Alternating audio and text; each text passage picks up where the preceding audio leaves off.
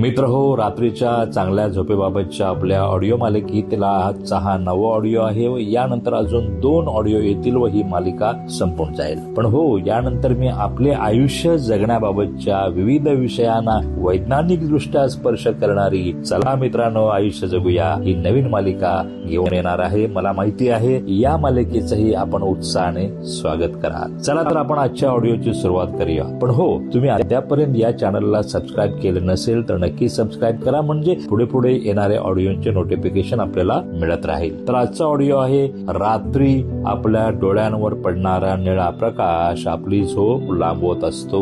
रात्री आपल्या डोळ्यांवर पडणारा निळा प्रकाश आपली झोप लांबवत असतो. तर निळा प्रकाश म्हणजे काय? मोबाईलचा प्रकाश. रात्रीचे जेवण वगैरे झाले की आपण म्हणतो चला थोडा वेळ मोबाईल स्क्रोल करूया आणि मग एक, दुसरे, तिसरे, मग आणखी एक. मध्ये आपण वेळ पाहतो, खूप उशीर झालेला असतो, परंतु आपण मोबाईल पाहणे चालूच ठेवतो. झोपण्याची काही चिन्ह दिसत नाहीत, मग आपण ठरवतो झोप येईपर्यंत मोबाईल पाहत राहूया. झोपेला प्रकाश चालत नाही. मोबाईलचा निळा प्रकाश डोळ्यांवर जोपर्यंत पडत असतो तोपर्यंत मेंदूला रात्र झाली असा संदेश मिळत नाही. मग होते काय? मेंदूला वाटते अजून दिवस आहे, मेलाटोनिन सोडायची, शरीराला आदेश देण्याची अजून वेळ झालेली नाही. मेलाटोनिन नाही, झोप नाही. आपण म्हणतो झोप येईपर्यंत मोबाईल पाहूया, पण मेंदू म्हणतो दिवस संपू दे, रात्र होऊ द्या, असे हे चक्र चालू राहते. आपल्या बाबतीतही असेच होत असेल तर झोपेची कायमची वेळ ठरवून तसेच काही महत्वाचे काम नसेल तर मोबाईल, लॅपटॉप, टीव्ही, टॅब यांच्यापासून झोपेच्या वेळेच्या 1 तास अगोदर